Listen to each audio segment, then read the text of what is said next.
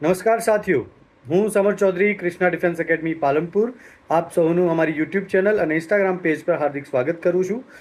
થોડા દિવસ પહેલાં અમે એક આર્ટિકલ લખીને આપ સૌને જણાવવાનો પ્રયત્ન કર્યો હતો કે ભારત સરકાર દ્વારા અગ્નિપથ યોજનામાં ધરમૂળથી સુધારો કરવામાં આવશે અને આજે ભારતના અલગ અલગ newspaper, English newspaper, Gujarati newspaper, Hindi ન્યૂઝપેપરની અંદર પણ આના વિશે સંપૂર્ણ માહિતી આપવામાં આવી છે.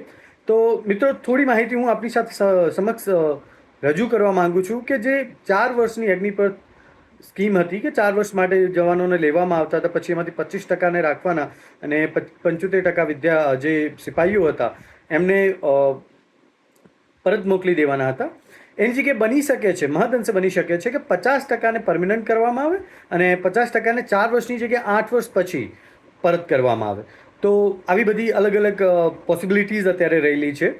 બીજું કે હું ડેમ શ્યોર છું કે જે રજાઓ 30 દિવસની હતી વર્ષની, એ 30 દિવસની જગ્યાએ 45 થી 60 દિવસની રજાઓનું કંઈ ગોઠવવામાં આવશે.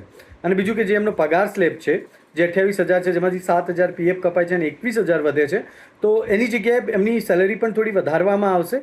કારણ કે 21,000 ફોજની નોકરી માટે ઘણા જ ઓછા છે મિત્રો.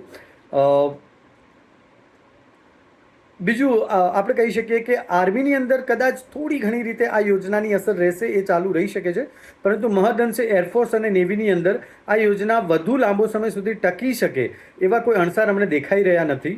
અને congratulations to the all youngsters who are preparing for defence forces. Heartily congratulations કે તમારી મહેનત રંગ લાવી છે. અંતે સરકારે હવે તમારી વાતને ફરીથી કન્સિડર કરવા માટે એક નવી કમિટીની ગોઠવણ કરી છે. તો મિત્રો, હવે જોઈએ છીએ કે આગળ જતાં શું શું બદલાવ આવે છે.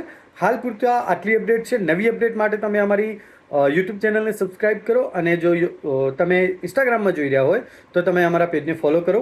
જય હિન્દ, જય ભારત.